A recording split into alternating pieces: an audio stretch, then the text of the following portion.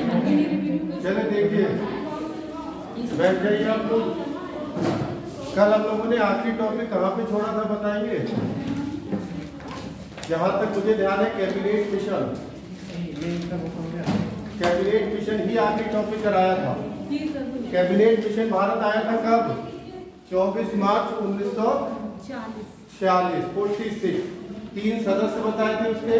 अध्यक्ष थे Patrick Lawrence, Stephen Cripps और एबी अलेक्जेंडर। इन लोगों ने अपनी एक रिपोर्ट तैयार करके रिपोर्ट पेश की और उसी रिपोर्ट में क्या कहा था कि 10 लाख जनसंख्या पर कितने प्रतिनिधि चुने जाएंगे? और उस समय बात आई थी भारत की जनसंख्या कितनी थी? लगभग 40 करोड़ थी। तो जो सदस्य निकल के आए थे वो कितने थे? हम लोगों ने कल यहीं पे छोड़ा था, वहीं से शुरू करते हैं। कुल सदस्य निकल के आए थे 389। अभी 389 आए कहां से थे वो देख लेते हैं। ब्रिटिश प्रांत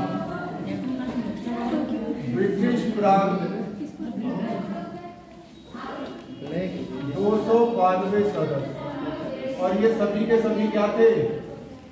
निर्वाचित। देसी रियासतों से कितने सदस्य थे? तो ये थे 93, और ये क्या थे? अपॉइंट यानी कि मनोनीत। और 4 चीफ कमिश्नरी क्षेत्र से। अभी इन शब्दों को बता देता हूँ क्या होते हैं। चीफ कमिश्नरी क्षेत्र से भी सदस्य आए थे, और आए थे 4, और ये भी क्या थे? निर्वाचित। इस तरह से सदस्य संख्या निकल के आई थी, वो कितनी थी? 389। ठीक है, सुन लो अब होता क्या था। देखो, जहां पर अंग्रेज सीधे रूल करते थे, सुन लीजिए, लिख लेना बाद में। जहां अंग्रेज सीधे रूल करते थे उस समय हम गुलाम थे, इसीलिए भारत को क्या बोलते थे? ब्रिटिश भारत। और आज जैसे आज राज्य है वैसे ही प्रांत होते थे। जैसे अब कुछ राजा ऐसे थे जो अंग्रेजों के गुलाम हो गए, चमचे बन गए, तो उन्होंने क्या करा? उनकी अधीनता स्वीकार कर ली और अंग्रेजों से कहा कि भाई राज आपका ही रहेगा, लेकिन हमें नाम मात्र के लिए राजा रहते। तो इस वजह से उनको क्या कहा गया? देसी रियासत। वहां से 93 सदस्य आए थे और सभी क्या हुए थे? चीफ कमिश्नरी क्षेत्र, जैसे आज यूपी है केंद्र शासित प्रदेश, वैसे ही उस समय क्या होते थे? चीफ कमिश्नरी क्षेत्र। कौन कौन से थे? दिल्ली, कुर्ग। कर्नाटक को क्या बोलते थे उस समय? कुर्ग। उसके बाद हमारा अजमेर, मारवाड़ वाला हिस्सा, और चौथा था बलूचिस्तान। अब यहीं पर एसएससी ने एक प्रश्न पूछा था, मैं आपसे पूछना चाह रहा हूँ, बताइए कि संविधान सभा के कितने सदस्य निर्वाचित थे? तो आंसर क्या होना चाहिए? 296। ठीक है, ये 4 भी क्या है? किसी को पता है निर्वाचित और मनोनीत में अंतर? जो चुनाव लड़के आता है, जीत के आता है, वो कैसे हो क्या रहा है? पीलीभीत से जैसे संजय कुमार विधायक है तो वो क्या हुए? निर्वाचित। या जितिन प्रसाद सांसद है यहाँ के, तो वो क्या हुए हैं? और जो बिना किसी निर्वाचन के आए उसे अपॉइंट किया जाए तो वो क्या होगा? तुम लोग पेपर दोगे, कल को तुम्हारी नौकरी लगेगी तो तुम्हारे पास क्या आएगा? अपॉइंटमेंट लेटर, यानी मनोनीत पत्र। तो आप नौकरी पे क्या हो जाओगे? मनोनीत। ठीक है, दोनों में फर्क समझ गए? कुल कितने सदस्य थे, कहाँ से थे, नोट कीजिए, फिर आगे बताइए।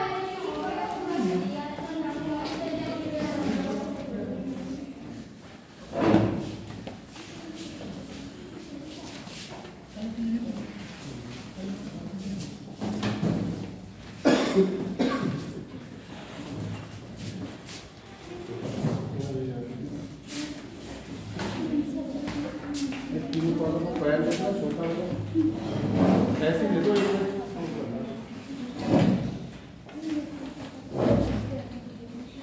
लो,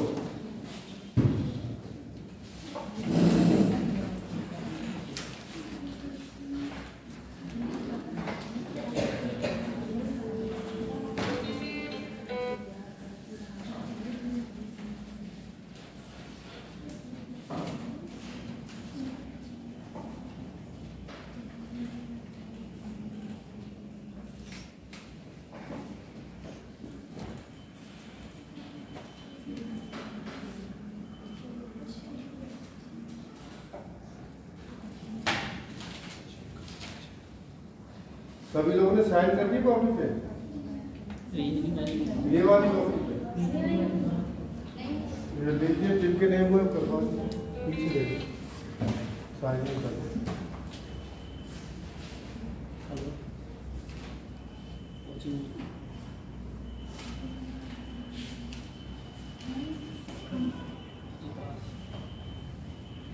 यहीं पर एक और प्रश्न तो बनते हैं, पूछेगा इन सदस्यों में महिलाएं कितनी थी, तो महिलाएं याद रखना 15 थी। इन सदस्यों में एससी कितने थे, 26 थे। एसटी पूछेगा तो कितने थे, 33। ठीक है। निर्वाचित उस समय 2 ही पार्टियां थी। एक पार्टी कौन सी थी, भारतीय राष्ट्रीय कांग्रेस, जिसमें सीटें थी 208 सीटें, और दूसरी कौन सी थी, मुस्लिम लीग। बिल्कुल सही, आप सभी को पता होगा, इसको मिली थी मात्र 73 सीटें। ठीक है, तब इसकी एक रूपरेखा यहीं से हम तैयार कर देंगे।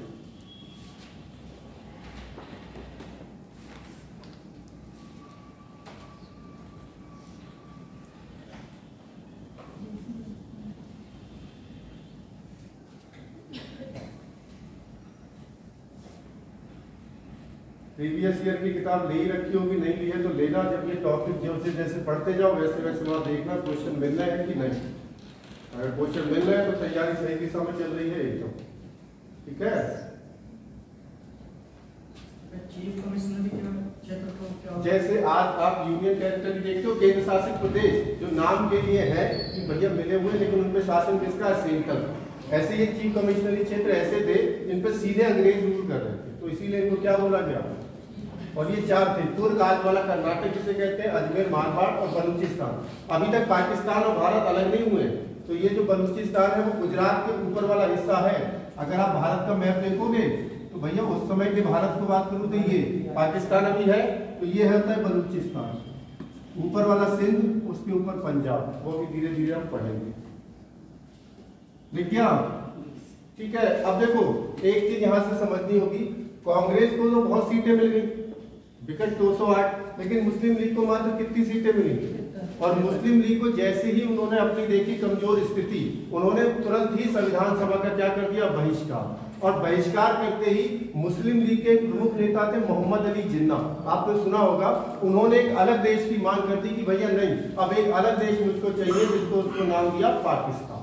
आगे बात समझ में, तो नोट करके लिखेंगे, मैं बोलता हूँ 2 लाइन नोट करके लिखेंगे। देखिए मुस्लिम लीग ने संविधान सभा का बहिष्कार कर दिया।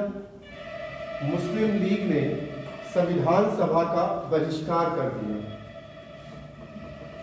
संविधान सभा का बहिष्कार कर दिया।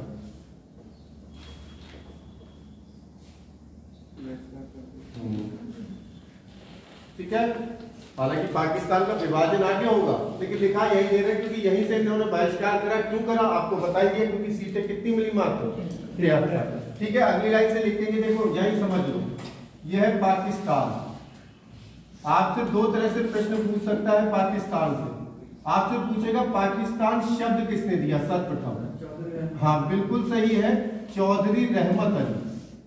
चौधरी रहमत अली ये कैम्ब्रिज यूनिवर्सिटी के छात्र थे, और इन्होंने एक पत्रिका लिखी थी, now or never otherwise we live in Paris forever, और उसी पत्रिका में सबसे पहले नाम क्या दिया था। तो आपसे पूछेगा पाकिस्तान शब्द देने वाले कौन थे, चौधरी रहमत अली। लेकिन पूछे कि सर्वप्रथम पाकिस्तान की मांग किसने करी, तो मांग करने वाले व्यक्ति कौन थे हमारे, मोहम्मद अली जिन्ना। लिख लीजिए, मोहम्मद अली जिन्ना। दोनों में फर्क समझ गए। पत्रिका का नाम टाइटल लिख देता हूं, चाहो तो पत्रिका now or never, now or never, Punjab पे ही है ये। पाकिस्तान का अर्थ कोई बताएगा मुझे, जो भी मन में आए, ख्याल आए। पाकिस्तान कुछ ऐसा लग रहा है, साफ सुथरा स्थान। ये हमारी भी सोच होती है जब तक हम नहीं जानते। अभी आप देखो ये शब्द क्यों इन्होंने दिया, किस बेस पे, वो हम आपको बताते हैं।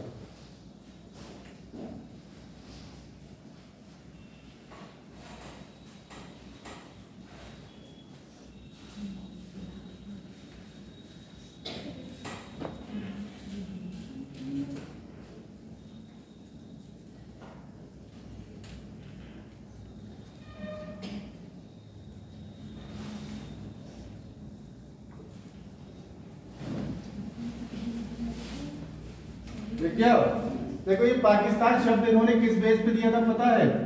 इन्होंने कुछ क्षेत्र मांगे थे, उसी को पाकिस्तान का। पी से इन्होंने कहा पंजाब। आज जो पंजाब आपके पास है ना, ये मेन पंजाब नहीं है। मेन पंजाब पाकिस्तान पे जा चुका है। ये वाला हिस्सा था पंजाब। पंजाब ए से अफगान, ये ऊपर वाला क्षेत्र। के से कश्मीर, कश्मीर जानते ही है। आई से इंडस, इंडस नदी यानी कि सिंधु नदी। और स्थान से बलूचिस्तान। ये क्षेत्र मांगे थे, इसीलिए इसको क्या बोला गया? पाकिस्तान। अगली बात समझ में याद रहेगा? चलो अच्छा, अब एक चीज बताओ, यहाँ जब संविधान सभा बनी थी तो भारत और पाकिस्तान दोनों को मिल गई तो इतने सदस्य थे। अब जब एक दूसरा देश बन जाएगा तो क्या सदस्य इतने ही रहेंगे, कम हो जाएंगे? कम हो जाएंगे। जाहिर सी बात है, कुछ आबादी कहाँ चली जाएगी? डालिए हेडिंग विभाजन के पश्चात। विभाजन के पश्चात, या रुको पहले, मैं रुक जाऊंगी मत लिखो। डालिए माउंटबेटन योजना। माउंटबेटन योजना।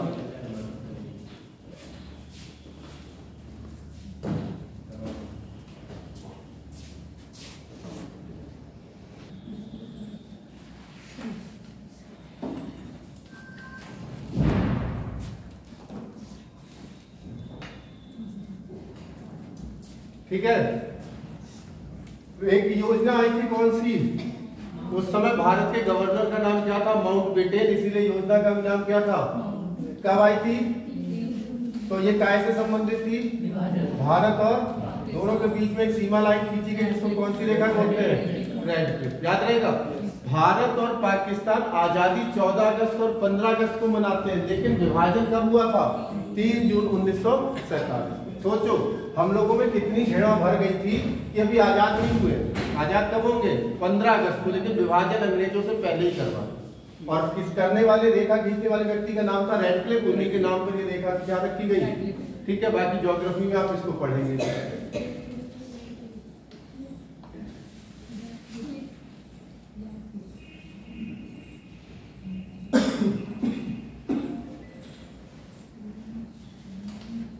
ऐसे समझ में तो आ जाएगा। थ्योरी लिखनी है, थ्योरी में समय ज्यादा लगेगा, इससे जल्दी टॉपिक हो जाएगा। ठीक है, अब डालिए हेडिंग विभाजन के पश्चात संविधान सभा।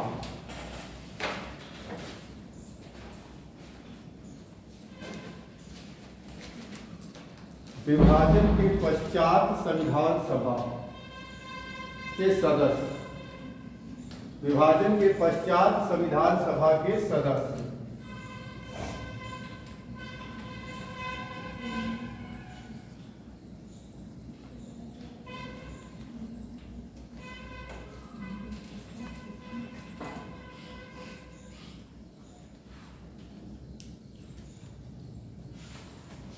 देखो पहले कितने सदस्य थे भारत में? पाकिस्तान जब एक था 389, पाकिस्तान कितने गए तो बचे कितने? लिख लीजिए इंडिया। विभाजन के पश्चात इसमें से ब्रिटिश प्रांत से पूछ लिया, अगर ब्रिटिश प्रांत से कितने थे तो ब्रिटिश प्रांत से 229 और देसी रियासतों से 70।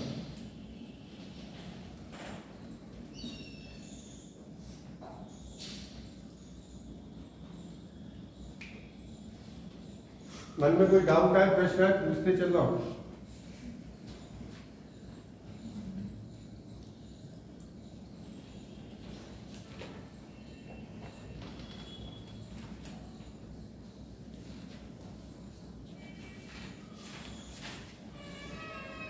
किसी एक बच्चे के साइन नहीं हुए, इसमें 24 है।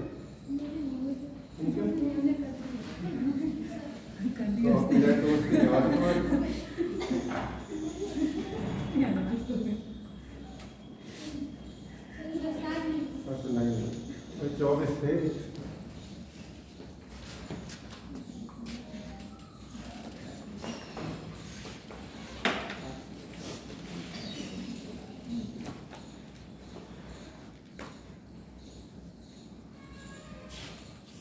ब्रिटिश प्रांत मतलब देसी रियासत। देसी रियासत इसी में आजाद थी, ब्रिटिश प्रांत। चले आगे बढ़े। लिखिए कुछ पॉइंट है नोट करके जो बहुत जरूरी है, लिखिए नोट करके। जो सीधे आपने एसएससी ने पूछे, एसएससी फैक्ट बहुत ज्यादा पूछती है, ये पिछले पेपरों को देख के लगेगा। पहला फैक्ट लिखिए, महात्मा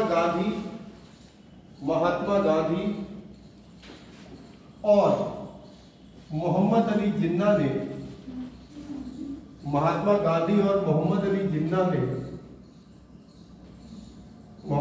जिन्ना संविधान सभा के अंग नहीं थे या संविधान सभा में भाग नहीं लिया। महात्मा गांधी व मोहम्मद अली जिन्ना ने संविधान सभा में भाग नहीं लिया।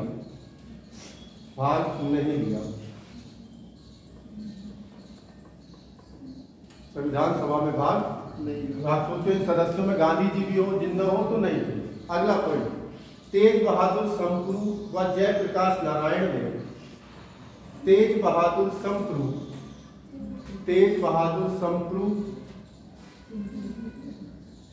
समप्रू तथा जयप्रकाश नारायण ने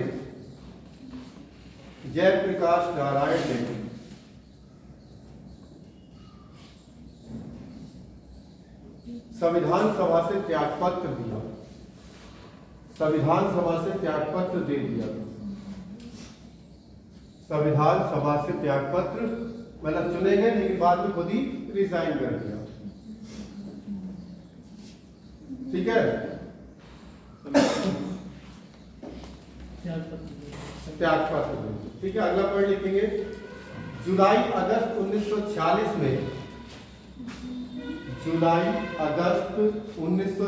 में संविधान सभा के चुनाव कराए गए। संविधान सभा के चुनाव कराए गए।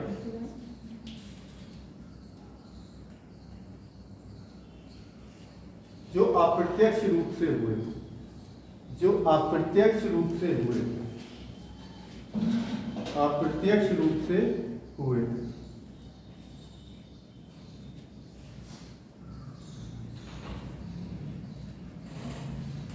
दो तरह से चुनाव होते हैं भारत में, एक डायरेक्ट और एक इनडायरेक्ट, प्रत्यक्ष और एक आप जिसे सीधे वोट देते हो वो प्रत्यक्ष चुनाव, जैसे विधायक, सांसद, प्रधान। और जिसे आप सीधे वोट नहीं देते हो वो क्या होंगे? अप्रत्यक्ष। आप कभी चुनते हो राष्ट्रपति को, उपराष्ट्रपति को, तो ये सारे क्या हो गए?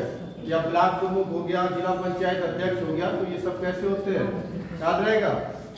अच्छा, एक चीज मैं आपसे पूछूं, यहीं पे देखो अभी पिछला पेपर जो CHSL के हुए थे, बड़ी अच्छी चीज यहाँ, ये भी पाकिस्तान था। जब विभाजन हुआ तो ये वाला जो हिस्सा था इसको क्या बनाया गया? पश्चिमी पाकिस्तान बनाया था, और ये वाला क्या बना दिया गया था? पूर्वी पाकिस्तान।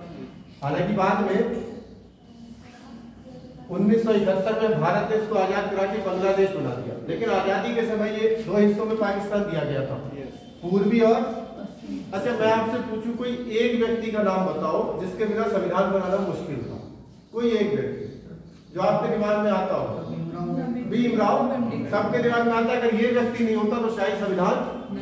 अब हुआ क्या? जब चुनाव हुए तो हमारे ये पहले क्या था? बंटने से पहले ये बेटा होता था बंगाल। क्या होता था? तो हमारे BR अम्बेडकर यहीं से चुन के आए।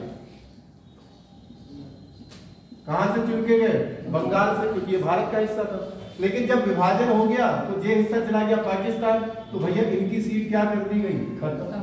अब ये संविधान सभा का हिस्सा नहीं रहे। और सबने सोचा अगर ये व्यक्ति नहीं होगा तो शायद हम लोग अच्छा संविधान ना बना। तो क्या करा जाए? तो भैया किसी की सीट खाली कराओ और उसकी जगह पर इसको लेके आओ। तो यहीं पर मुंबई में एक जगह पड़ती है पुणे।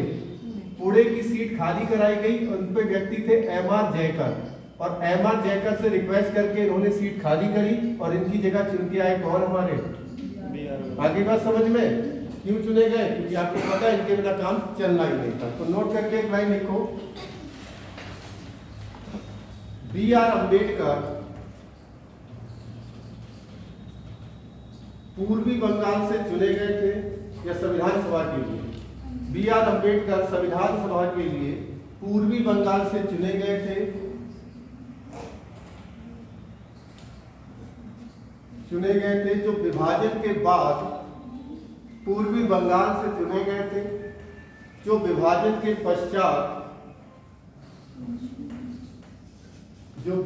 के पश्चात पाकिस्तान चला गया।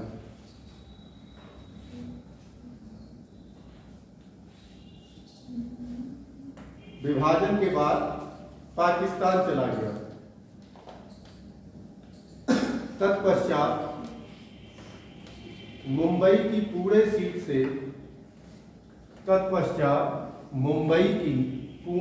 से पुणे सीट से एमआर जयकर के स्थान पर, पुणे सीट से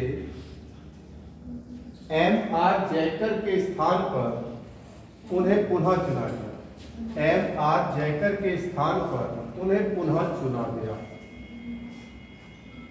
कहानी समझ में आ गई होगी? ठीक है,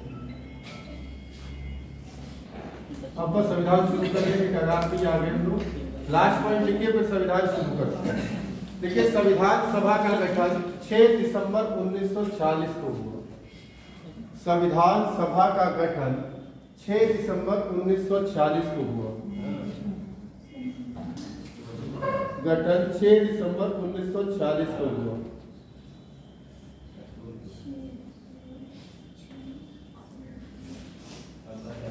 ठीक है, अब शुरू करते हैं संविधान बनना। विभाजन हो गया। डालिए संविधान की बैठकें। संविधान की बैठकें सिंपल सा है, आप सबने पढ़ा ही होगा।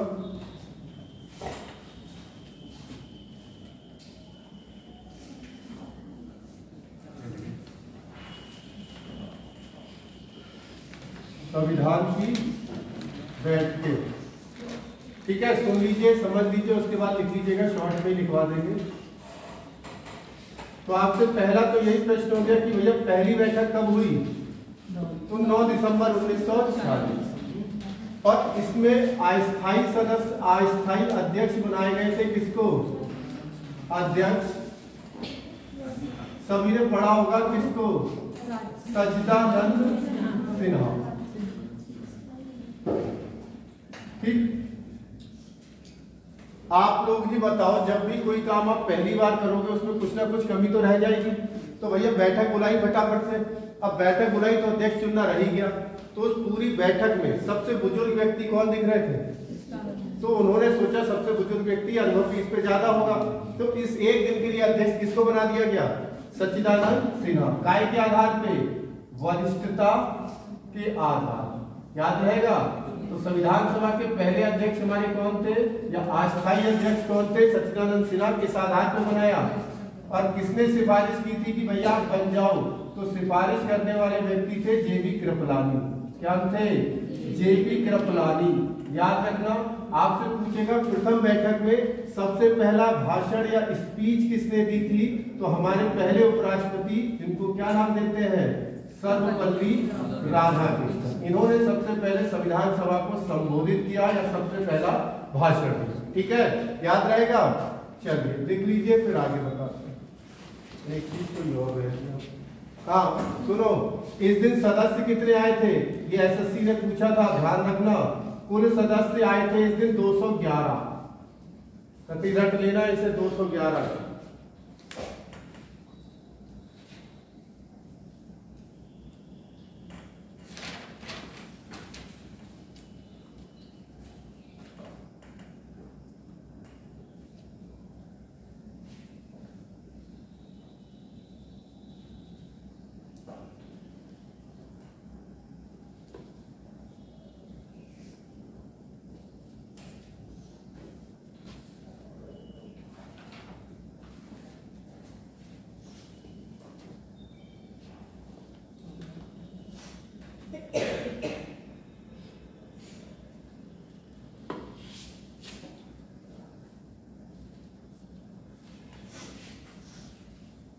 ठीक है,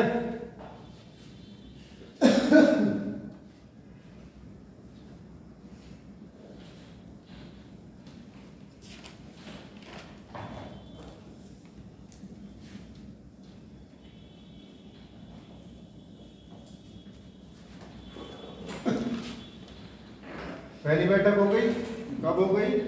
हम भारत के लोग हैं, हम लोग इतना ज्यादा काम करने के इच्छुक नहीं होते, तो अगले दिन छुट्टी मना ली। ठीक, उसकी अगली बैठक कब करेंगे आप? 11 दिसंबर। डाल दीजिए, द्वितीय बैठक।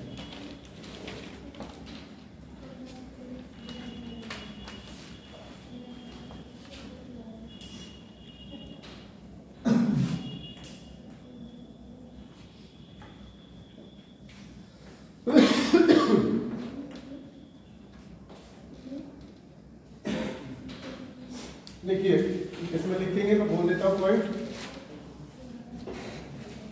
बात है से नहीं करो भाई, कि छूट गया पूछ लो। लिखेंगे डॉक्टर राजेंद्र प्रसाद को स्थायी अध्यक्ष चुना गया। डॉक्टर राजेंद्र प्रसाद को स्थायी अध्यक्ष चुना गया।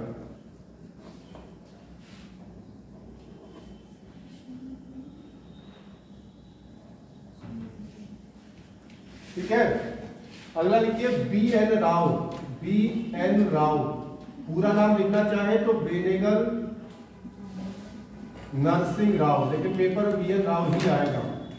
ठीक है, कुछ नाम ऐसे होते हैं जो शॉर्ट में ही आते हैं। बेनेगल नरसिंह राव या BN राव को संवैधानिक सलाहकार चुना गया। BN राव को संवैधानिक या वैधानिक सलाहकार चुना गया। संवैधानिक सलाहकार चुना गया।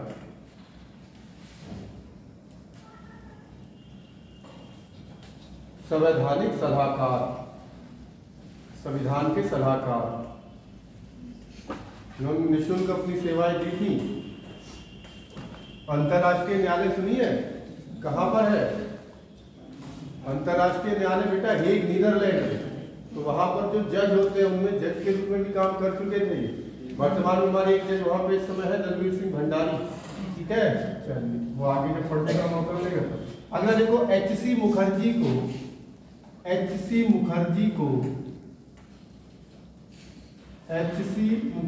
को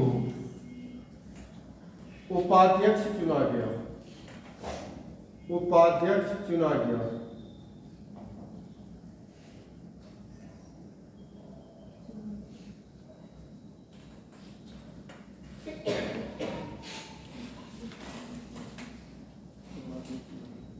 उपाध्यक्ष, ठीक है, नोट करके एक लाइन और लिखो। जब नोट्स बना ही रहे हो तो एक बेहतरीन से तैयार हो। लिखो 16 जुलाई 1948 को 16 जुलाई 1948 को BT कृष्णामाचारी, BT नहीं लिख मिलेगा, यह है BT कृष्णाचारी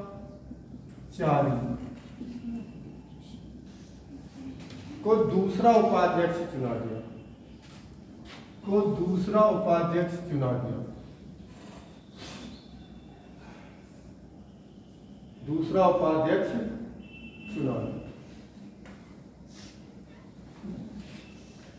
ठीक है, टोटल कितने उपाध्यक्ष थे हमारे? 2। पहले कौन चुने गए, बाद में कौन चुने गए। ठीक, अब आ जाइए तीसरी बैठक पे। अगले दिन काम होगा हमसे? नहीं होगा, तो कब मिले? तो डाल दीजिए 13 दिसंबर 1946।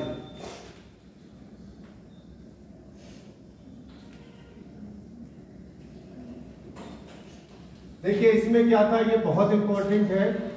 जवाहरलाल नेहरू का नाम सुना ही होगा, बिल्कुल सुना होगा।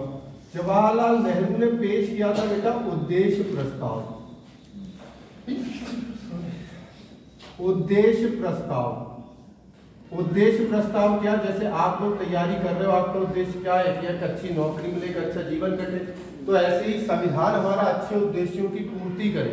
तो वो सारी बातें इन्होंने लिखी थी। हालांकि इस उद्देश्य प्रस्ताव को संविधान सभा ने पारित कब किया? तो संविधान सभा ने पारित किया था बेटा 22 जनवरी 1947।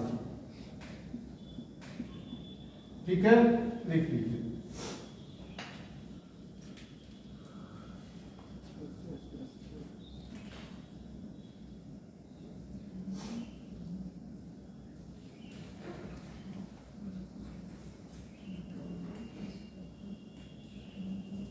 क्वेश्चन आया था अभी कल मेरे परसों में एमटीएस में, मतलब कि हिस्ट्री में था क्वेश्चन। फिलहाल तो पॉलिटी पढ़ रहे हैं, लेकिन फिर भी आप पूछो, कोई बात नहीं, पूछ सकते हो, ऐसा कोई नहीं है। बस यहाँ पे बताने का दूसरे सब्जेक्ट का इसलिए नहीं होता, हो सकता मैं हिस्ट्री पढ़ाऊँ या कोई और पढ़े, तो ये ऊपर डिपेंड करता है। मैं कुछ बताऊं फिर वहां कुछ विवाद हो तो अच्छा है। आप ले आओ क्वेश्चन, आराम से लिख के ले आए, उससे कंफ्यूजन ना हो। आप हिस्ट्री का पूछो, पॉलिटी, ज्योग्राफी, इकोनॉमी, कोई दिक्कत नहीं है। देख लिया? चलिए तो देखते हैं अब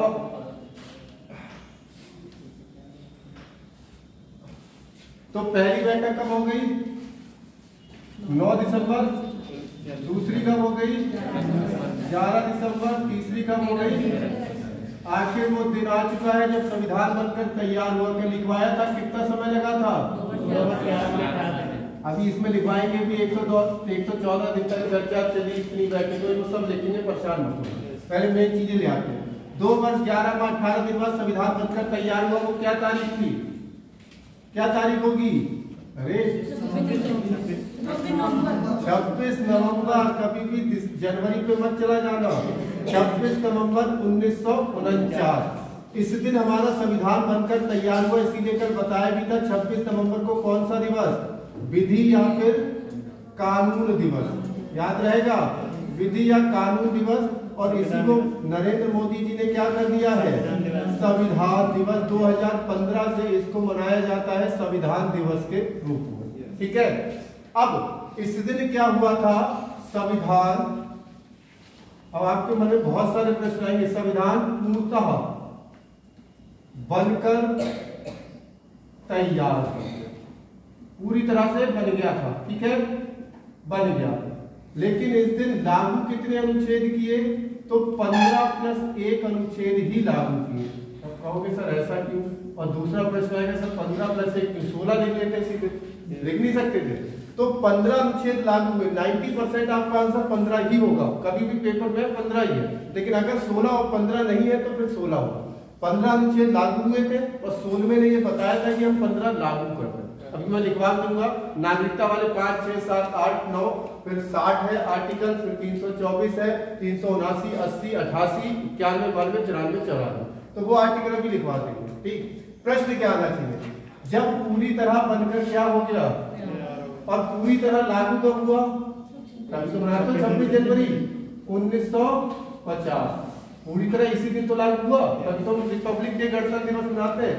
तो ऐसा क्या हुआ कि संविधान को हमने 2 महीने रोका क्यों? देखो ना, 2 महीने का टाइम आ रहा, तो 2 महीने क्यों रोका? उसी दिन लागू कर देते। ऐसी कोई वजह है?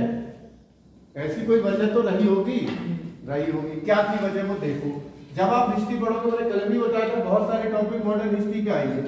1929 में देखो, कांग्रेस पार्टी जब बनी थी 1885 में, तो हर साल दिसंबर के महीने में अपनी एक मीटिंग रखती थी बड़ी सी, और उसी को हम लोग बोलते थे अधिवेशन। क्या बोलते थे? जिस जगह पे होती थी उसी के नाम से पहचानी जाती थी। ये वाली लाहौर हुई तो इसको अधिवेशन को क्या बोला गया? लाहौर अधिवेशन। अधिवेशन का मीन्स ही होता है बैठक। 1929 लाहौर अधिवेशन के अध्यक्ष, कोई ना कोई एक अध्यक्ष चुना जाता था। इसके अध्यक्ष थे हमारे पंडित जवाहरलाल नेहरू, या जे.एल. नेहरू दे देता, जवाहरलाल नेहरू। इन्होंने इस बारे में पूर्ण स्वराज की मांग की। जब मॉडर्न हिस्ट्री पढ़ोगे तो जो भी पढ़ाएगा वो बताएगा आपको कि लाहौर अधिवेशन में नेहरू जी ने काय की बात करी? पूर्ण स्वराज। पूर्ण स्वराज का मतलब स्वराज, हमारा खुद का राज। जो हम अंग्रेजों की नहीं सुनेंगे, हमारा खुद का राज। और इसी के उपलक्ष्य में इन्होंने 26 जनवरी 1930 को रावी नदी के किनारे झंडा फहराया और स्वाधीनता दिवस या स्वतंत्रता दिवस मनाया। क्योंकि आजाद नहीं थे, इसलिए स्वाधीनता बनना स्वतंत्रता दिवस मनाया। अब उसके बाद हर साल हम लोग लगातार मनाते चले आ रहे थे। स्वाधीनता दिवस कब मना रहे थे? 26 जनवरी।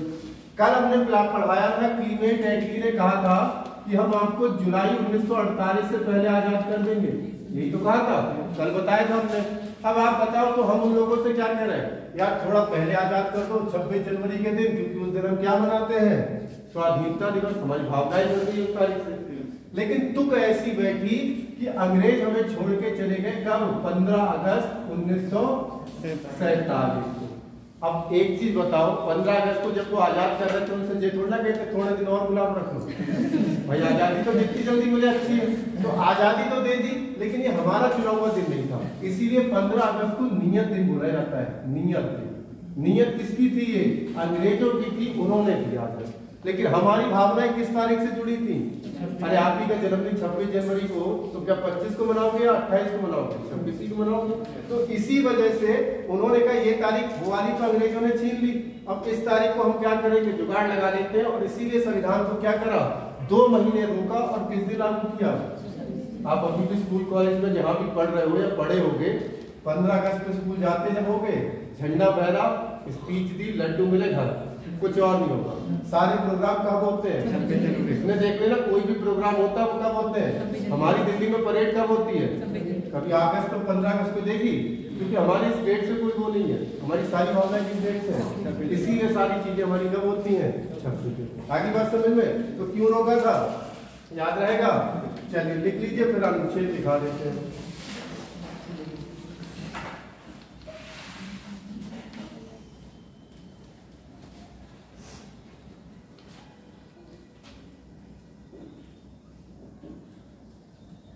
ये तो लिख चुके हैं, ये भी लिख चुके हैं, अब यहाँ से लिखिएगा 26 नवंबर 1949, वो तो समझाने के लिए आपको लिंक कर दिया, लिख लेंगे तब भी कोई आपत्ति नहीं।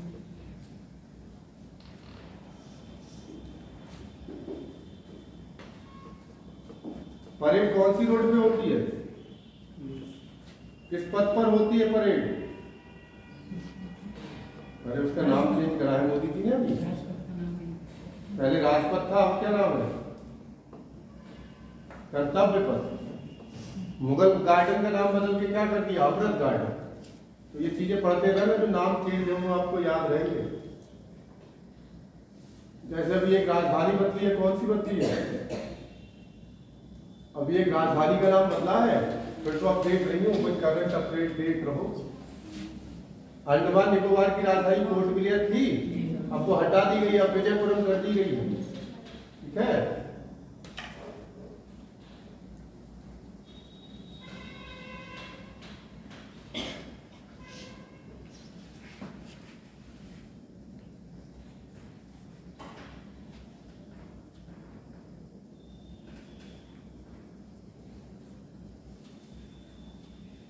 आर्टिकल में यहाँ लिख दूं कौन कौन से हैं, 5, 6, 7, 8, 9, 8, 366, 367, 389, 388, 388, मार्कर में हल्के चल रहे हैं,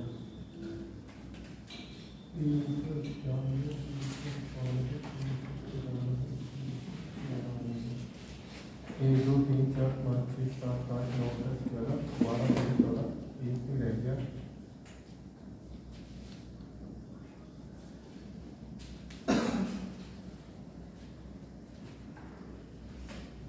तीन 324 रह गया, बोला था।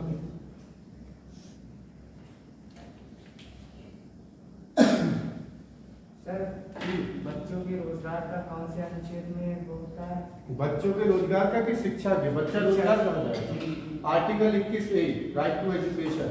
जब हम भाग 3 पढ़ेंगे मौलिक का अधिकार, तब आएगा आर्टिकल 21A, 6 से 14 वर्ष के बच्चों को निःशुल्क व अनिवार्य शिक्षा। छूटेगा कुछ नहीं, जिस दिन हम कहेंगे कि सिलेबस कंप्लीट उस दिन आपके प्रश्न मेरी समझ से तो नहीं छूटना चाहिए। वैसे तो देखो, खुद सोचो, इन्हें बनाने में कितना समय लगा, लगभग 3 साल लग गए, और हमें 30 दिन नहीं मिल रहे पढ़ने को, इसे पढ़ाने को, तो कुछ तो छूटेगा ही, जाहिर सी बात है, लेकिन वो ना छूटे जो पेपर में आने वाला है।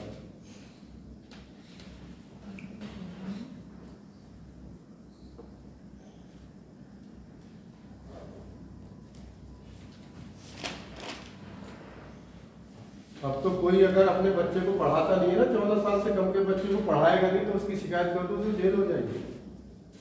तो आप उसके फंडामेंटल राइट छीन रहे, मौलिक अधिकार है उसको पढ़ने का। अभी तो सरकार ने स्कूल फ्री, किताबें फ्री, मिड डे मील, प्रधानमंत्री पोषक योजना,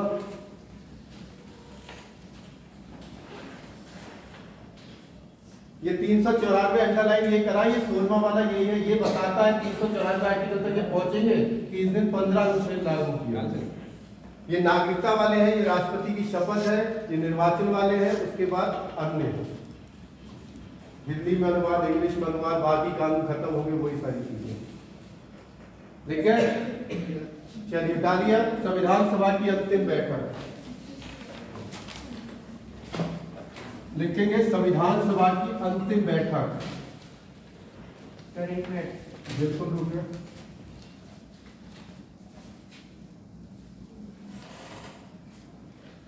संविधान सभा की अंतिम बैठक 24 जनवरी 1950 को हुई। 24 जनवरी 1950 को हुई।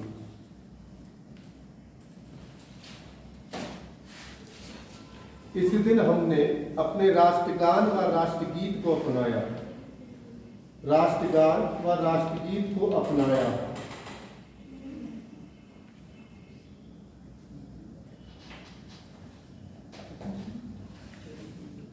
राष्ट्रगान व राष्ट्रगीत को अपनाया तथा राजेंद्र प्रसाद पहले राष्ट्रपति निर्वाचित किए गए। राजेंद्र प्रसाद पहले राष्ट्रपति निर्वाचित किए गए।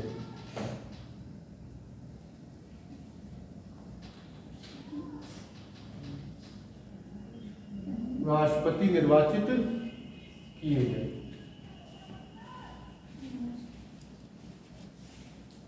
तो हमने किसको अपनाया है? 90% लोगों को राष्ट्रगान याद होता है, 90% को राष्ट्रगीत याद नहीं होता है। कौन सा? ये तो पता ही होगा। राष्ट्रगान सभी को पता है, हमारा कौन सा है?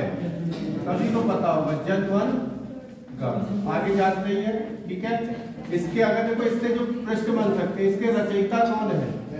सभी को पता होगा, रविंद्रनाथ टैगोर। इसके अलावा एक प्रश्न यहाँ से पूछा जाता है, रविंद्रनाथ टैगोर ने और किस देश का राष्ट्रगान लिखा है? बांग्लादेश। इसके अलावा बेटा बांग्लादेश तो है ही, अमार सोनार बांग्ला लिखा है इसमें। इसके अलावा श्रीलंका, श्रीलंका के भी राष्ट्रगान लिखा नहीं है, लेकिन कुछ असर दिखता है किसका? हमारे याद रहेगा, बांग्लादेश का तो लिखा ही लिखा है, अमार सोनार बांग्ला, ठीक है, बांग्ला, ठीक है। दूसरा है, रचयिता हो गए। सबसे पहली बार कब गाया गया? जब बताएंगे पहली बार कब गाया गया? 27 दिसंबर, चलो तो मत याद रखो, 1911 कलकत्ता, कांग्रेस का कलकत्ता अधिवेशन हुआ था, वहीं सबसे पहले ये गाया गया था। तारीख थी 27 दिसंबर 1911, दिल्ली दरबार लगा था। इसके बाद ही बेटा हिस्ट्री में दिल्ली दरबार लगेगा। 1911 तक हमारी राजधानी कलकत्ता ही थी। 1911 में घोषणा कर दी दिल्ली की, और 12 से राजधानी आज तक दिल्ली है। दूसरा, सबसे पहले ये प्रकाशित किस पत्रिका में हुआ? प्रकाशित, तो ध्यान रखना, तत्वबोधिनी पत्रिका। कौन सी पत्रिका में? तत्वबोधिनी पत्रिका। पूछ लेगा कि भैया किस किताब में ये लिखा मिला है, तो आप याद रखना गीतांजलि। कौन सी किताब है? गीतांजलि में एक टाइटल था, भारत भाग्य विधाता के नाम से ये लिखा गया था। अच्छा, ये तो सभी को पता होगा, कितने समय में गाया जाता है? Maximum 52 second. ये तो सबको पता, मिनिमम बताओ। 20 सेकेंड, यही पूछेगा। इसमें शुरू की और अंतिम की पत्तियां गाई जाती है जब समय का, ठीक है, याद रहेगा। अच्छा, राष्ट्रगीत के रचयिता बंकिम चंद्र चटर्जी या चट्टोपाध्याय? दोनों एक ही बात है बेटा, कोई दिक्कत नहीं है। चंद्र चटर्जी कह लो, चट्टोपाध्याय कह लो, एक ही बात है। किताब का नाम आनंद मठ, याद रहेगा। और क्या प्रश्न बन सकता है? ये भी सबसे पहले कहाँ गाया गया? तो 1896 कलकत्ता, याद रहेगा। और इसमें कितना समय लगता है जरा बताओ? अरे कोई बात नहीं, 1 मिनट 5 सेकंड। सीखने ही तो आए हो, नहीं आता कोई बात नहीं, लिख लीजिए। लेकिन अब पढ़ने के बाद अगर नहीं आए कल से तो करो।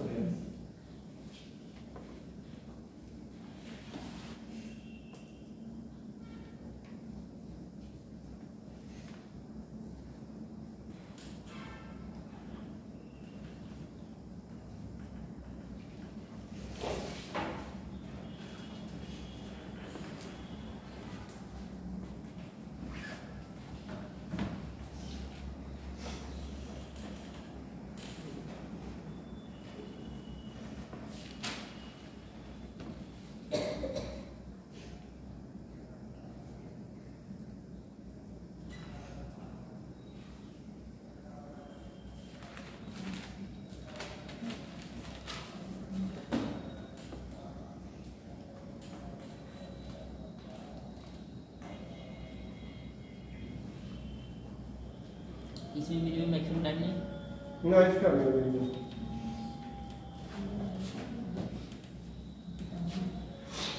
पहले राष्ट्रगान गाया जाता था जब, तो आपकी मर्जी है तो खड़े होइए, मर्जी है तो मत खड़े होइए। लेकिन बाद में अब अगर कोई नहीं खड़ा होता है तो उसको सजा दी जा सकती है, ये प्रावधान आ गया कोर्ट। एक केरल का व्यक्ति था, उसने रेट डाली थी, तो ये राष्ट्रगान है हिंदी में और मुझे हिंदी आती नहीं, वहां तो मलयालम बोली जाती है, तो मैं कैसे सम्मान में खड़ा हूँ? तब सुप्रीम कोर्ट का फैसला है, उसकी टोन आपको सुनाई दे जाए तो आपको खड़ा होना समझ में आए चाहे ना।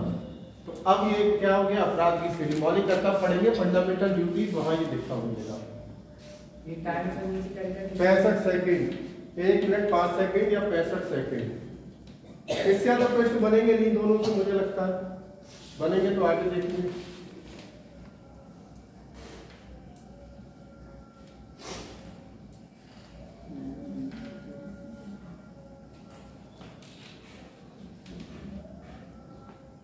ठीक है, लास्ट पॉइंट लिख लीजिए या लिख लो आराम से, कुछ जल्दी बात नहीं।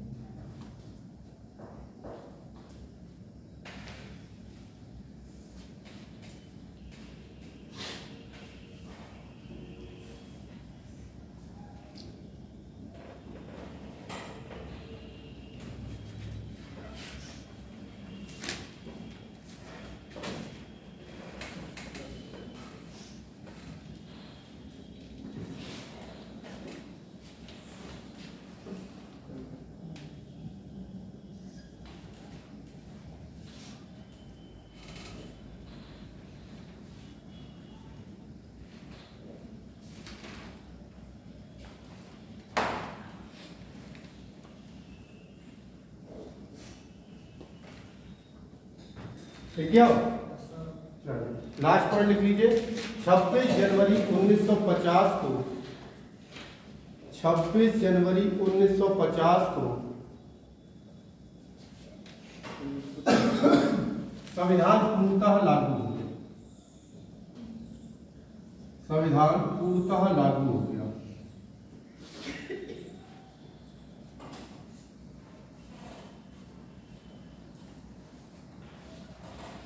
अच्छा, हमें आजादी 15 अगस्त को ही क्यों दी? कोई बता सकता है? लोग इस दिन को शुभ मानते थे। हाँ, क्यों मानते थे? क्योंकि कल ही हमने पढ़ा था, इसी दिन सरेंडर करा था जापान ने 15 अगस्त को, क्योंकि अब इसने सरेंडर करा जापान ने, तो इसी के क्या मानते थे? अच्छा था। चलिए देखिए,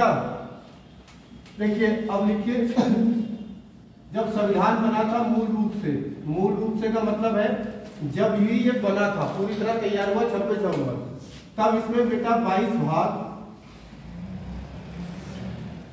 395 अनुच्छेद, आर्टिकल बोलते हैं इंग्लिश में, 8 अनुसूचियां शेड्यूल व 14 भाषाएं। ठीक है, वर्तमान में स्थिति क्या है? तो 25 भाग है, 448 अनुच्छेद है। ये बेटा घटते बढ़ते रहते हैं, आज की डेट में 448 है, हो सकता है कल और एक आध बढ़ जाए, तो कोई पता नहीं। 12 अनुसूचियां हैं और 22 भाषाएं।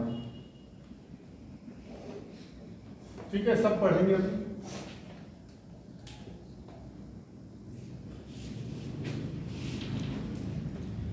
ये होते क्या है समझ में आते हैं? अनुच्छेद अनुसूचियां। अगर किसी को दिक्कत लग रही हो तो आसान भाषा में बता दो क्या है ये? जी बता देते। चलो लिखो।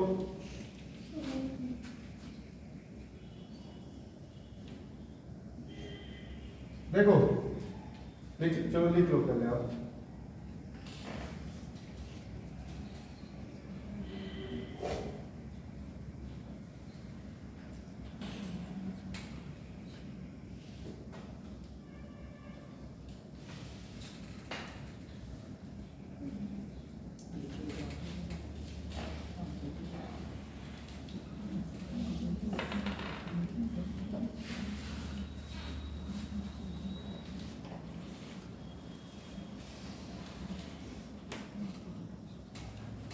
कोई सी भी किताब उठा के आप देखो, कोई भी किताब ले लो किसी भी सब्जेक्ट की, तो उसमें ऐसे ही तो होता है। जैसे कोई मान लो RS यादव ले लो, मैथ की किताब है, क्रमांक 1, कोई चैप्टर का नाम लिख दो, प्रतिशत कहाँ से कहाँ तक है, तो 1 नंबर से 5 नंबर पेश कर। दूसरा चैप्टर आ गया, मान लो लाभ हानि, कि भैया 5 से लेकर 11 तक। तीसरा चैप्टर आ गया, और कौन सा कोई चैप्टर होता है, बट्टा, मान लो 12 से लेकर 35 तक। ऐसे क्यों लिखते हैं? हमारी इनकी किताब का नाम जो भी हो XYZ, हमारी किताब का नाम क्या है? संविधान। जो क्रम संख्या वही हमारे क्या है लिखेंगे, जो पाठ का नाम है वही हमारे क्या है, रुको रुको रुको, जो पाठ के नाम है वही हमारे क्या है भाग, जो पेज नंबर है वही हमारे क्या है। और अगर हमने कोई चैप्टर लिखा और यहाँ पर कुछ लिखने से रह गया तो लास्ट में नोट करके लिख लेते हैं पॉइंट, कि भैया पूरी किताब में लिख नहीं पाए, लास्ट में छाप दो। तो ऐसी बिंदु जो पूरी उसमें नहीं लिखेंगे वही क्या कह रहा है कि हमारी, अरे भाई ये किताब दे दूंगा तुम्हें, तुमसे कहूँ ये वाला चैप्टर निकालो, पेज नंबर पढ़े होंगे तो आसानी रहेगी कि नहीं। अब ये संविधान किताब बनाई, तुमसे कहे मौलिक अधिकार पढ़ो, अगर उसमें पेज नंबर यानी आर्टिकल नहीं होंगे तो ढूंढ पाओगे, घंटों तक टटोलते रहोगे। तो एक पेज नंबर की तरह हमारे कौन काम करते हैं, देखो जैसे भाग 1 है, भाग 1 का नाम हमारी किताब का क्या है, संघ एवं राज्य क्षेत्र। कौन से आर्टिकल से है, तो 1 से लेकर 5 तक। भाग 2 कौन सा है, तो हमारा है नागरिकता, कहां से कहां तक है, 5 से लेकर 11 तक। भाग 3 कौन सा है, मौलिक अधिकार, 12 से लेकर, बस इसी तरह से चलिए, ठीक है। चलिए शुरुआत करते हैं संविधान की डाली है प्रस्तावना। आज शुरू होगा, अब संविधान मेनली शुरू हो जाएगा। बीच में देखो जैसे ही कोई टॉपिक हुआ करे आप भी 2-4 लाइनें छोड़ दिया करो, मैंने कल भी बताया था, हो सकता है मेरे दिमाग में भी कुछ लिखाने को रह गया हो, कल याद आए परसों आपको मैं वहां पे बता सकूं, पिन कर सकूं, ठीक है भाई, ये भी तो दिमागी है, हो सकता है कि स्लिप हो जाए। डालिए प्रस्तावना। प्रस्तावना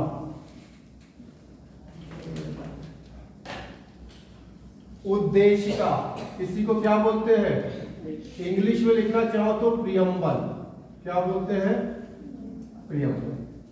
अभी हमने आपको पढ़ाया था 13 दिसंबर 1946 को क्या किया था पंडित नेहरू ने, अरे क्या पेश किया था, उद्देश्य प्रस्ताव। आपसे कभी कभी सीधे प्रश्न पूछे कि भैया बताओ जो हमारी प्रस्तावना या उद्देश्य का है इसका आधार क्या है, बेस क्या है, तो जो उद्देश्य प्रस्ताव भेजा था वही इसका क्या है, बेस। अरे आप कोई भी किताब शुरू करते हो सबसे पहले इंट्रोडक्शन ही तो दोगे, तो पूरे संविधान का इंट्रोडक्शन देने जा रहे हैं, ठीक है। अब आपको पता है भारत का संविधान दुनिया का सबसे बड़ा लिखित संविधान है, कल लिखाया था, 1,00,000 1.5 लाख शब्दों का लगभग संग्रह है, अभी लिखा देंगे शब्द भी, लगभग 1.5 लाख शब्द है हमारे संविधान में। हम में से कोई अब चाहे कि आप संविधान पढ़े तो पढ़ पाएगा कोई इतनी आसानी से, तो उन्होंने कहा पूरा संविधान मत पढ़ो, आप पूरे संविधान का निचोड़ ले लो, और निचोड़ क्या है हमारी, इसीलिए इसको संविधान की आत्मा कहते हैं। इसको क्या कहते हैं, संविधान की आत्मा या कुंजी, आत्मा या फिर कुंजी। पंडित ठाकुरदास भार्गव ने इसको संविधान की आत्मा कहा है, एम मुंशी ने क्या कहा है, कुंजी। कुंजी का मतलब आंसर।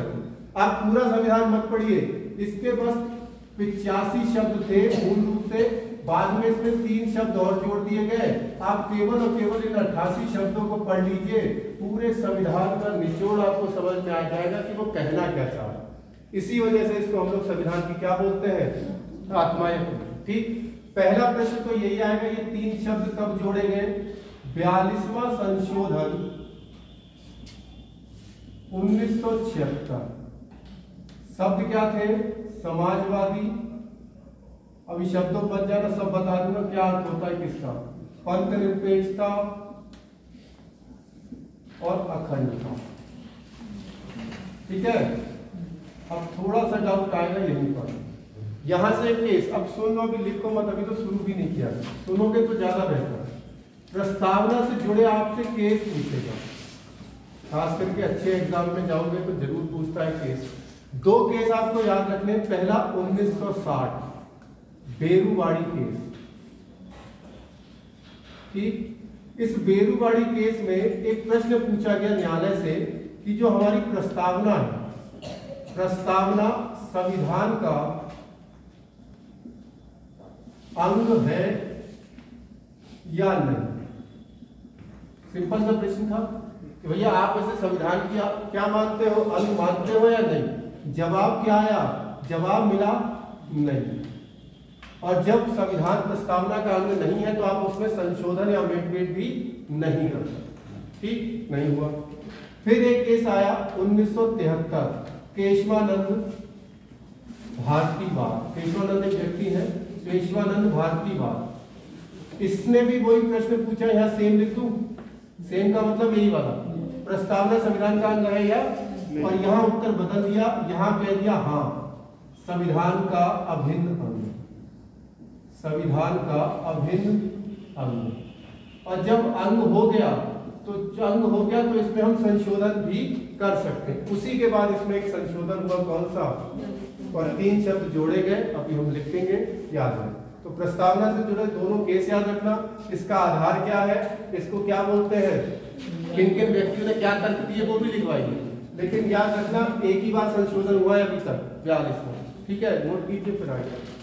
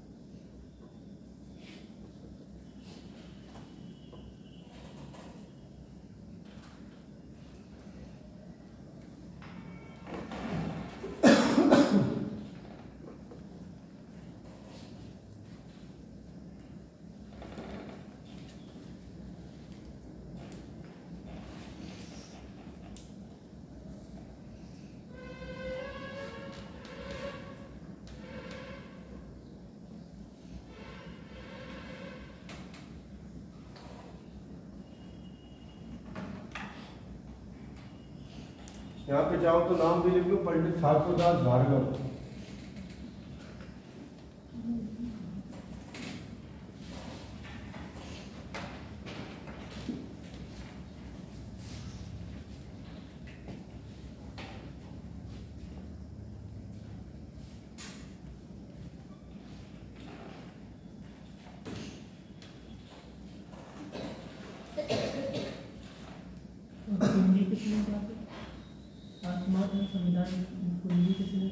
दोनों चीजें एक ही नहीं, बाकी अभी आदमी कथन दिखा दो। किसी ने परिचय पत्र कहा है, किसी ने कुंजी नोट कहा है।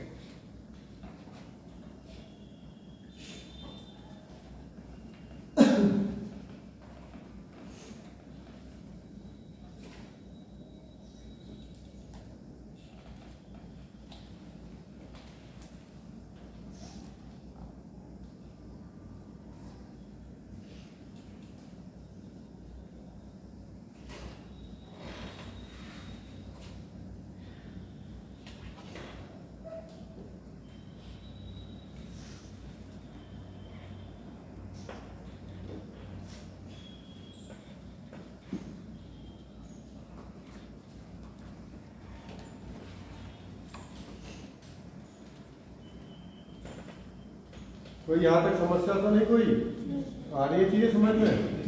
सच में बस झूठ बोल रहे हो, बता देना मेरे को, सीधी सी बात है।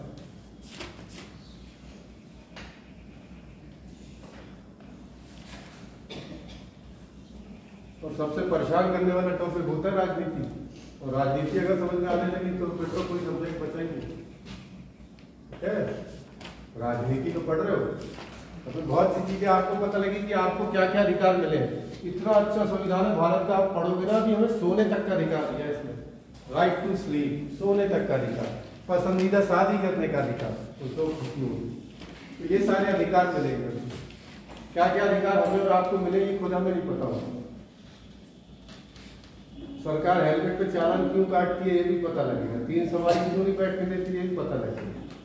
आप अगर आत्महत्या करने जाओगे और धोखे से बच गए तो सजा क्यों मिलती है ये भी यही पता लगेगा। 90% चीजें जीवन की यही पता लगेगी। ठीक है, डालिए प्रस्तावना से जुड़े प्रमुख कथन, या केवल हेडिंग डाल दीजिए प्रमुख कथन। प्रमुख कथन, प्रमुख कथन। पहला नाम लिखिए के.एम. मुंशी, कन्हैयालाल माणिकलाल मुंशी, लेकिन आप इतना याद रखो के.एम. मुंशी।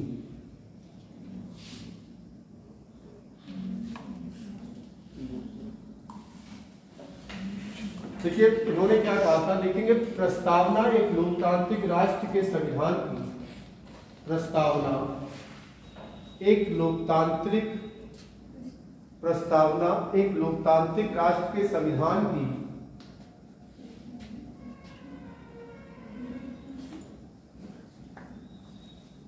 प्रस्तावना एक लोकतांत्रिक राष्ट्र के संविधान की जन्म कुंडली, जन्म कुंडली, जन्म कुंडली, राशि जन्म कुंडली, भविष्यफल तथा राशिफल, भविष्यफल तथा राशिफल।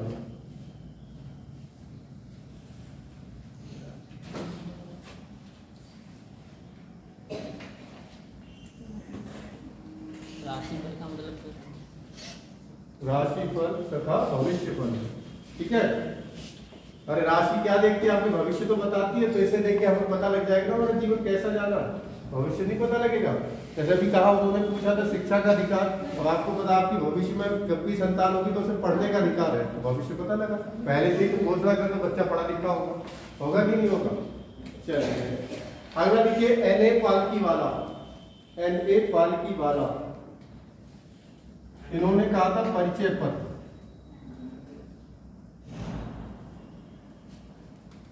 परिचय पत्र,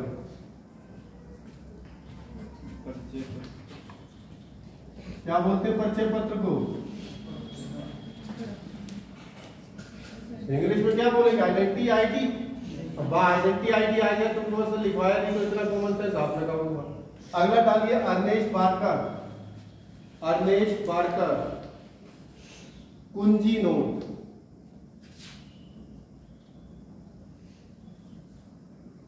कुंजी नोट। बस इतना ही बहुत है, इससे ज्यादा नहीं पूछ सकता, किसी भी एग्जाम में जाना नहीं पूछेगा। ठीक है, आप प्रस्तावना डाल दीजिए, लिखनी है अब।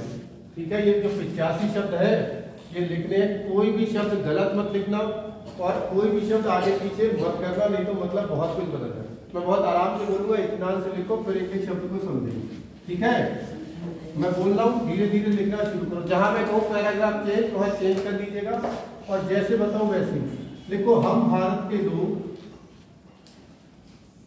हम भारत के लोग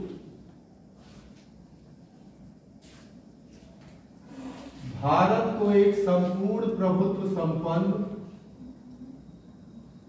हम भारत के लोग भारत को एक संपूर्ण प्रभुत्व संपन्न देश, संपूर्ण प्रभुत्व संपन्न, प्रभुत्व संपन्न, संपूर्ण प्रभुत्व संपन्न, कौमा समाजवादी, समाजवादी, कौमा पंथ निरपेक्षता, समाजवादी, कौमा पंथ निरपेक्षता, कौमा लोकतांत्रिक, लोकतांत्रिक, लोकतांत्रिक, लोकतांत्रिक गणराज्य बनाने के लिए, पढ़ाए थे ये शब्द कल, लोकतांत्रिक गणराज्य बनाने के लिए लोकतांत्रिक गणराज्य बनाने के लिए तथा उसके समस्त नागरिकों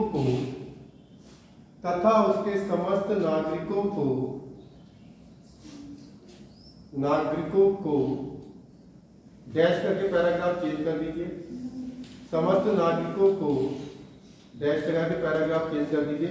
सामाजिक आर्थिक और राजनीतिक न्याय, सामाजिक आर्थिक और राजनीतिक न्याय, सामाजिक आर्थिक और राजनीतिक न्याय। पैराग्राफ फिर चेंज कर दीजिए। विचार अभिव्यक्ति,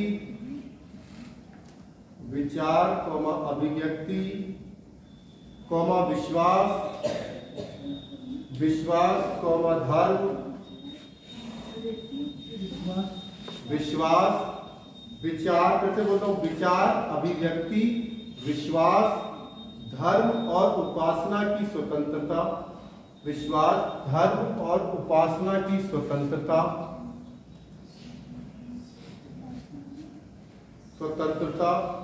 पैराग्राफ चेंज कीजिए। प्रतिष्ठा और अवसर की समता, प्रतिष्ठा और अवसर की समता, यह समता ना समानता है ना क्षमता है। प्रतिष्ठा और अवसर की समता,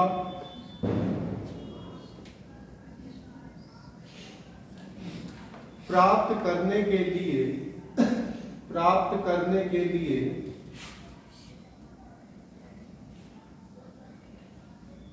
तथा उन सब में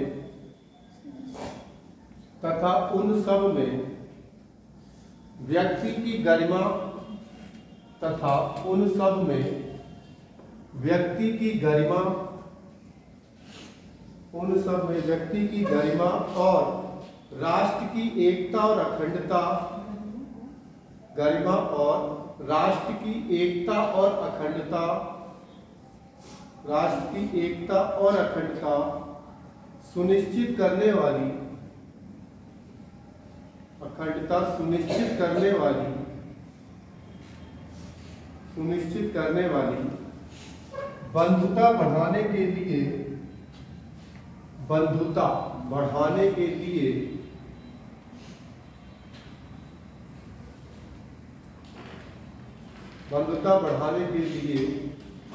दृढ़ संकल्प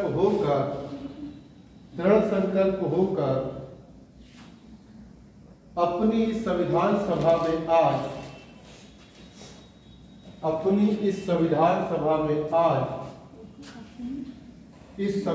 सभा में आज दिनांक 26 नवंबर 1949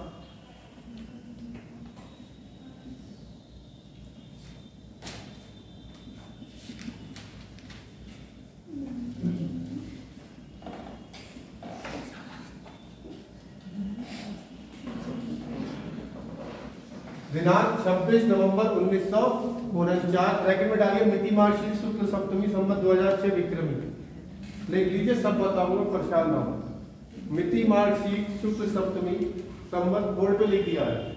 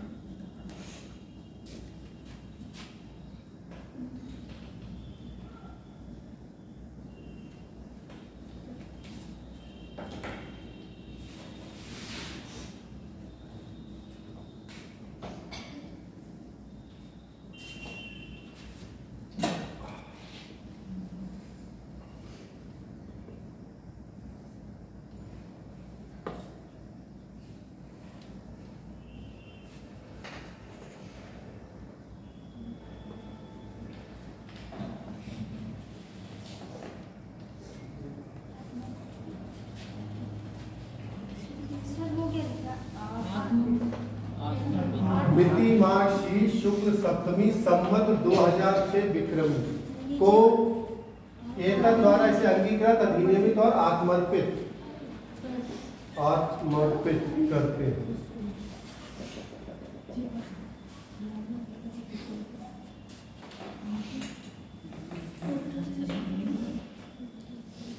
एक बार जरा इसे पढ़ो, देखो कहाँ पे कुछ समस्या लग रही है। एक बार सरसरी नजर से इसे पढ़ो, फिर चर्चा करते हैं इससे।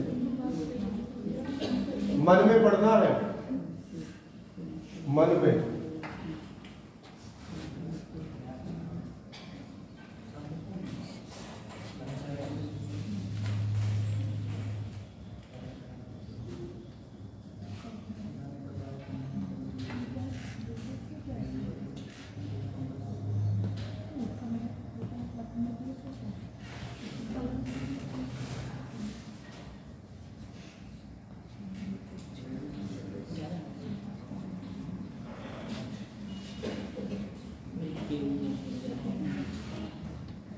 पढ़ो पढ़ो, मन में पढ़ो, फिर बताओ जिस शब्द का मतलब ना समझ में आए तो बताओ। संपन्न, चलो एक शब्द आगे और बताओ। संपूर्ण प्रभुत्व। हाँ, संपूर्ण प्रभुत्व संपन्न, एक शब्द आ गया, एक ही शब्द है वो तीनों मिला के। समता, ठीक, समता। और पंथनिरपेक्षता, बहुत बढ़िया। अखंडता, बहुत बढ़िया। ढूंढो ढूंढो, देखिए अच्छा शब्द को और ढूंढ के लाता है। बंधुता, चलो बताएंगे।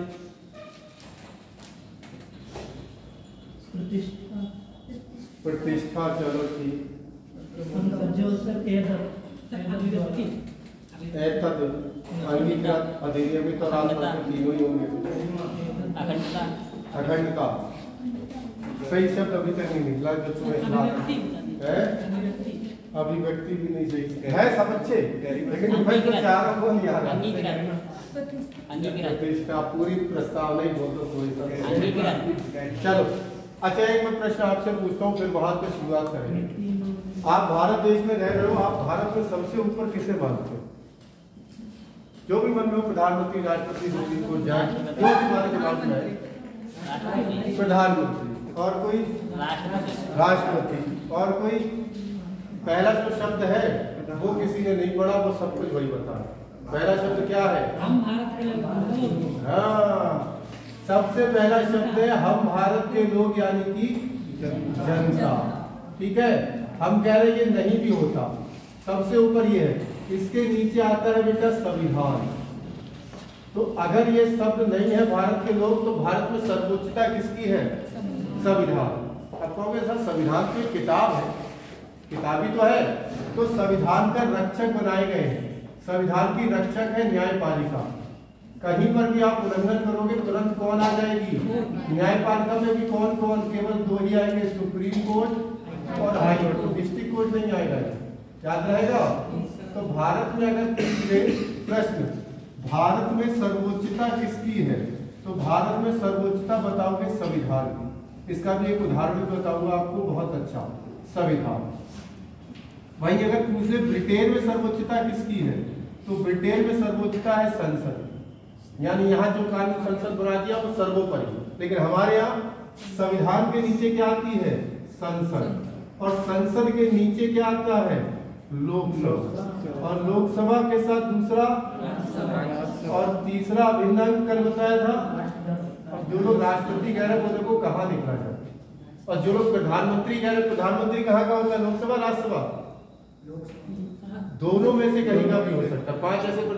4 ऐसे प्रधानमंत्री हैं जो राज्यसभा से भी हुए, तो प्रधानमंत्री यहाँ आएगा। देखो सबसे ऊपर कौन है? हमारे यहाँ कानून कौन बनाती है? जब भी कोई नया कानून बनता है तो पहले जांच होती है संविधान के अनुरूप है कि नहीं, किसी संविधान के आर्टिकल का उल्लंघन तो नहीं है। अगर उल्लंघन कर रहा है तो उसे तुरंत खत्म कर देगी कौन? आपने पढ़ा होगा मोदी जी को 99वां संशोधन। मोदी जी जजों की नियुक्ति के लिए एक नई व्यवस्था लाए थे, एनजेट, इसको बोलते हैं नेशनल जुडिशरी अपॉइंटमेंट कमीशन, राष्ट्रीय न्यायिक नियुक्ति कानून, कि जजों को अब इस तरह से भर्ती होगा। लेकिन जब इसको नापा गया तो ये संविधान का क्या कर रहा था? उल्लंघन, तुरंत ही इसको खत्म कर दिया। चाहे मोदी जी ने कहा पूर्ण बहुमत से सरकार आई थी 14 में, लेकिन फिर भी उसको क्या हुआ, खत्म, क्योंकि भारत में काय की सर्वोच्चता है। तो पहला शब्द जो है हम भारत के लोग, वो इतना सब कुछ आपको बता। तो सोचो आगे 88 तक कहाँ जाएंगे। फिलहाल नहीं हो तो 5 ही 6 शब्द है, नोट करो, फिर आगे बताएं अगला शब्द।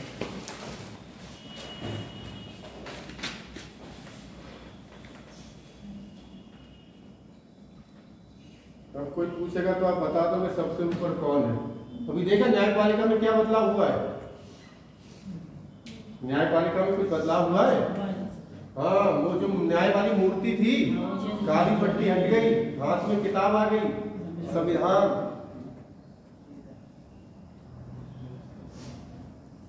दी भाई चंद्रचूड़ रिटायर भी तो हो रहे होंगे आज करने, हो गए 4 दिसंबर थी, 10 नवंबर को 10 हाँ ऐसी है, तो ध्यान 8 नवंबर यहीं आसपास ही retire. Dhananjay Yashwant Chandrachud chief justice of India इस समय।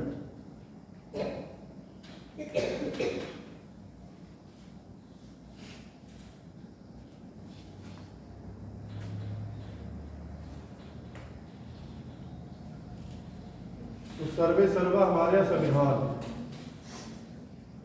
अच्छा, सबसे बड़ा कानूनी अधिकारी कौन है भारत का? कल बताया था, भूल मत जाओ। कौन है आप? अटॉर्नी जनरल, नाम भी बताए थे हम, महान्यायपति, अटॉर्नी जनरल इंग्लिश में कहते हैं। नाम क्या है उनका वर्तमान में? कल लिखवाया भी था, मतलब बताया था, लिखा ना लिखा आपकी इच्छा भी है। मैंने क्या भी बताए थे कौन है? आर वेंकटरमणी।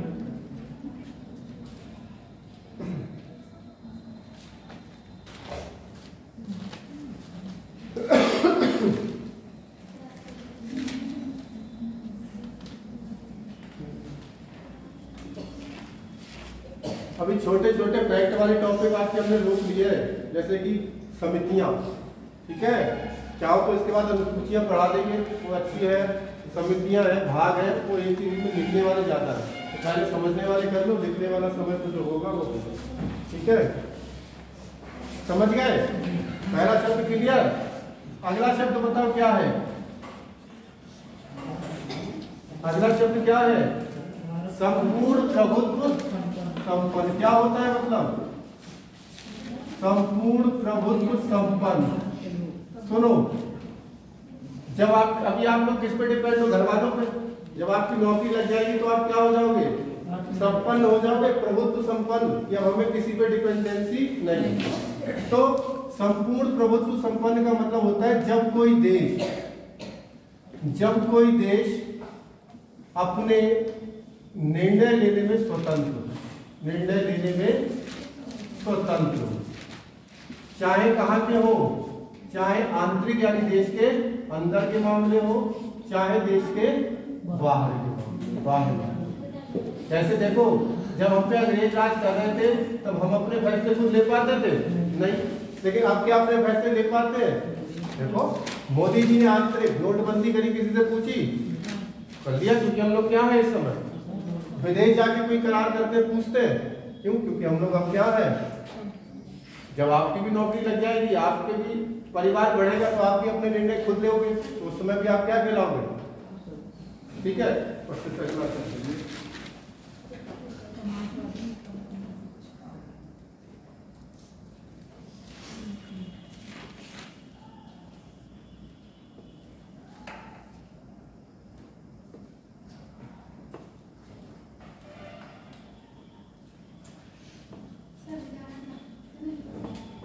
वैसे अभी 5 मिनट की क्लास रहेगी, 5-7 मिनट। फोटो अच्छा बैठ जाओ, 1 मिनट का फोटो नीचे। तब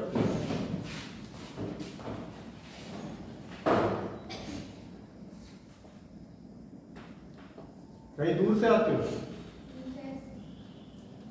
गैस 12 बजे से होना चाहिए। 12 बजे से ही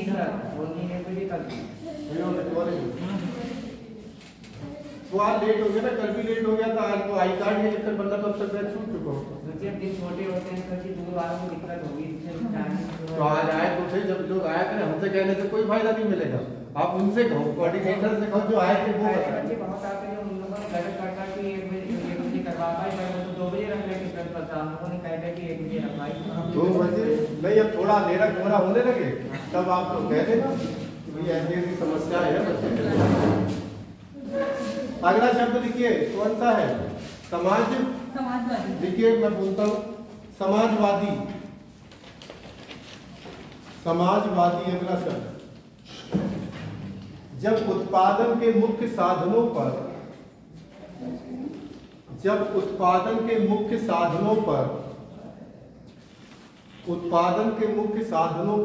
सरकार का अधिकार हो। उत्पादन के मुख्य साधनों पर सरकार का अधिकार हो। उत्पादन के मुख्य साधनों पर इसका अधिकार हो।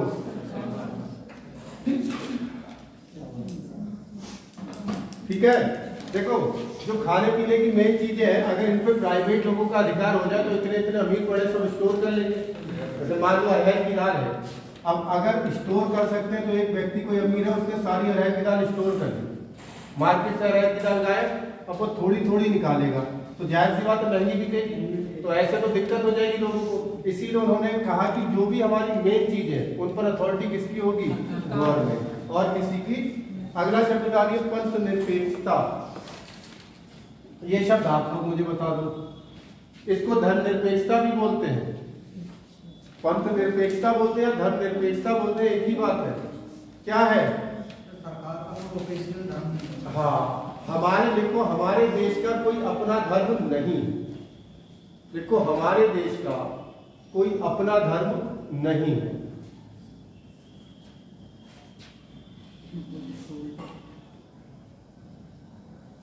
यानी हम ना ही किसी धर्म को मानते हैं ना ही किसी धर्म की अवहेलना करते हैं। ठीक है, कोई भी धर्म ना मानेंगे और ना ही उसकी क्या करेंगे? अवहेलना। जैसे हमारे देश के कितने नाम है, शायद आपकी क्लास में बताए थे कल, आपकी क्लास में नाम पे चर्चा हुई थी भारत के, हुई थी ना?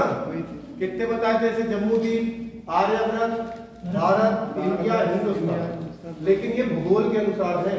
अगर पॉलिटी पढ़ रहे हो इसमें हमारे देश के दो ही नाम मिलेंगे। आर्टिकल 1 जब पढ़ोगे इंडिया दैट इज भारत, यानी हमारे दो ही नाम है, एक इंडिया और एक भारत, तीसरा कोई नाम नहीं है। अगर आपको सर हिंदुस्तान तो उसमें हिंदू धर्म का बोध हो रहा है, जो कि इस शब्द का उल्लंघन कर रहा है, इसीलिए उस नाम को नहीं दिया। हालांकि मैंने कल बताया भी था, सुप्रीम कोर्ट ने अब आदेश कर दिया हिंदी और इंग्लिश दोनों में क्या यूज करेंगे? भारत। क्यों यूज करेंगे? हम लोग क्या बोलते हैं? भारत माता की जय। कभी बोलते हैं इंडिया माता की जय। हमारा राष्ट्रगान में भी क्या था? भारत भाग्य।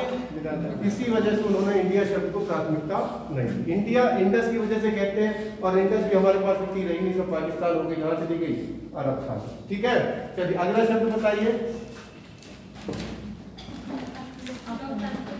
ये तो कल ही बताया, इन्हें क्या बताने की जरूरत है भाई? कल ही तो बताया था। लोकतंत्र क्या है? जनता का जनता के द्वारा। और गणराज्य कल बताया था जहाँ वंशानुगत शासन लिखा होगा आपको। ठीक है, आगे बताओ शब्द, फटाफट से इस टॉपिक को कंप्लीट करें। आगे बताओ शब्द। न्याय देखो 3 तरह का होता है, सामाजिक समाज वाला, आर्थिक इकोनॉमिकल, और राजनीतिक जो भी हमारा कानूनन जुड़ा हो। ठीक है, आपको देखो इसमें क्या प्रश्न बनेगा? प्रस्तावना में प्रश्न देखो ऐसे ही लिख लेना, प्रस्तावना में प्रश्न आएगा सीधे। वैसे तो इसमें तो नहीं, टीसीएस प्री में अभी हुआ था, हालांकि दोबारा प्री आ रहा है, उसमें पूछा गया था प्रस्तावना में कितने तरीके का न्याय है, तो आप बताओ कितने तरीके का है? सामाजिक, राजनीतिक और आर्थिक। इसकी तरह लिखना आप प्रस्तावना में स्वतंत्रता कितने तरीके की है, तो आप पढ़ो वहां देखो 5 प्रकार की होगी। पहली लिखिए क्या? ना वो तो न्याय है। उसके बाद विचार यानी कि थॉट्स, अभिव्यक्ति का मतलब होता है एक्सप्रेशन, समझते हैं एक्सप्रेशन? दोनों चित्र लगभग सिमिलर है, लेकिन इसके एक्सप्रेशन बता रहे कौन सा खुश है कौन सा, ये हो गई अभिव्यक्ति। आगे बात समझ में। धर्म आप जानते हो, आप कोई सा भी धर्म अपनाओ आपको छूट है, और ऐसा नहीं है जैसे मैं हिंदू धर्म का हूँ, अगर मेरा मन आज नमाज पढ़ने का है तो मुझे कोई रोक नहीं सकता, क्योंकि हम लोग धर्म निरपेक्ष, बशर्ते उनके नियम जो भी होते होंगे वो मुझे मानने होंगे। जैसे कोई इस्लाम धर्म का व्यक्ति पूजा करना चाहे तो कर सकता है, लेकिन नियम तो ये नहा धो के आओ, चप्पल उतार के जाओ, वो सारी चीजें कर सकते। तो हमारे धार्मिक में क्या है? स्वतंत्रता है। ठीक है, उपासना पूजा पाठ के तरीके, कोई धूपबत्ती जला रहा है, कोई अगरबत्ती जला रहा है, कोई अग्नि जला रहा है, तो ये आपके तरीके, आप जैसे चाहे वैसे। भारत तो इतने ज्यादा रीति रिवाजों का देश है, कोई दिक्कत ही नहीं। ठीक है, तो ये लिख लो, ऐसे करके लिख लो, पूरी प्रस्तावना बार बार थोड़ी ना पढ़ोगे, तो लिख लो ये इस तरह से।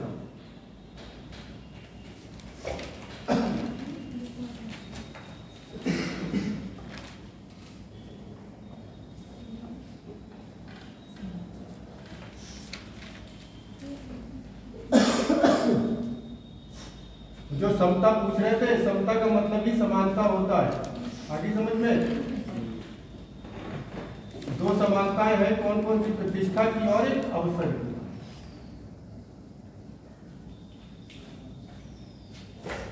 अवसर तो जानते ही हो, किसी भी क्षेत्र में अगर अवसर है तो सभी को बराबर दिया जाएगा। प्रतिष्ठा हर व्यक्ति की अपनी क्या है। अब मैं किसी एक व्यक्ति को डांटूं, क्या कहेगा? सर सबके सामने मत डांटते, अकेले में डांटते थे, क्योंकि मेरे लिए क्या है? प्रतिष्ठा है, गरिमा है। तो यही चीज है। देश की एकता अखंडता मतलब देश में कोई ऐसा काम ना करे जिससे देश टूटे, जैसे धार्मिक लड़ाइयाँ हो जाती, हिंदू मुस्लिम सिख ईसाई, तो ये ऐसा कोई काम नहीं करे। आगे फिर भी देख लो, अंगीकृत का मीन्स होता है पारित करना। अंगीकृत का मतलब पारित। अधिनियमित का मतलब होता है सिस्टमैटिक करना। किसी चीज को आप क्या कर देंगे? आत्मर्पित का मतलब होता है स्वयं को सौंपना। याद ना रहे तो लिख लो, मैं बोल देता हूँ। अब प्रस्तावना पे दोबारा लौटना होगा नहीं, ठीक है?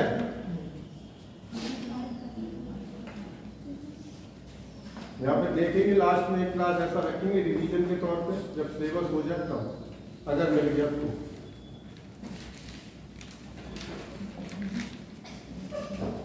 समय कितना हो गया इसमें देखो, होगा कि नहीं?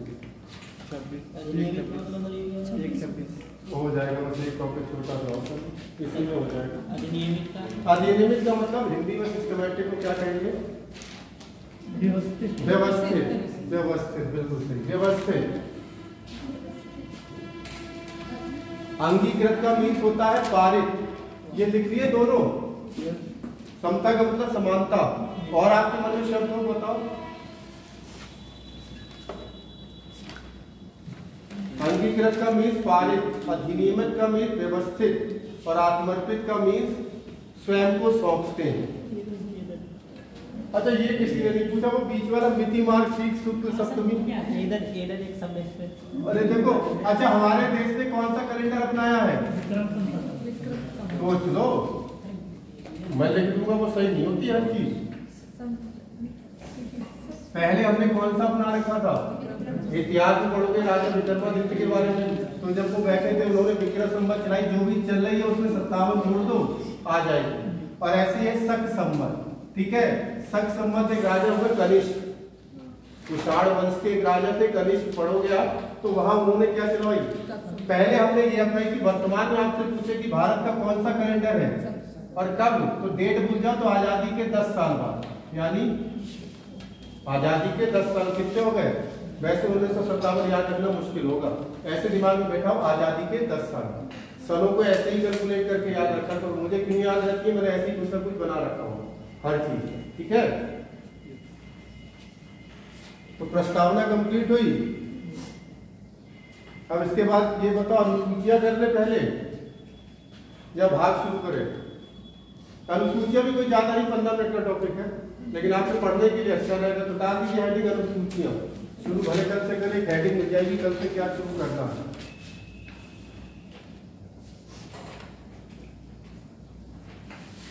एक तो यहाँ पर इंडिया का मैप नहीं है, अरे वो आपके काम का नहीं है, वो ज्योग्राफिकल है, हमें चाहिए पॉलिटिकल।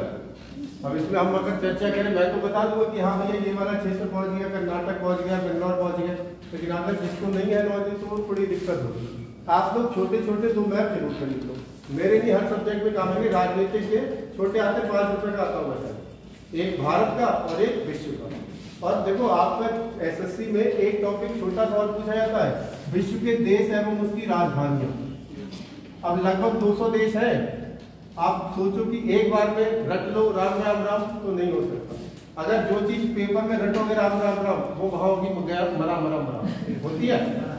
तो इसी वजह से 200 है, इनको डिवाइड कर लो कि भैया मैं एक दिन में कम से कम 10 याद कर सकता हूँ, तो 10 के हिसाब से चलूंगा तब भी तो 20 दिन में पूरे हो जाएंगे।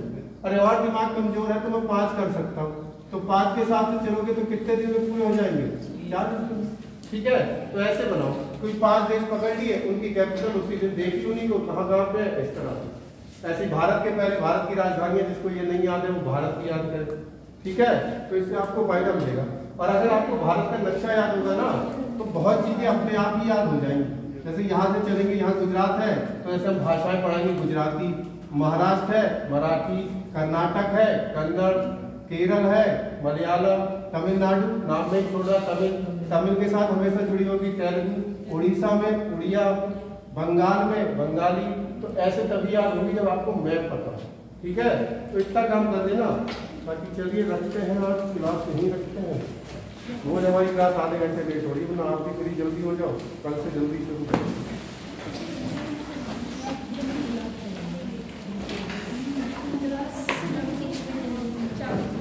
एक पहले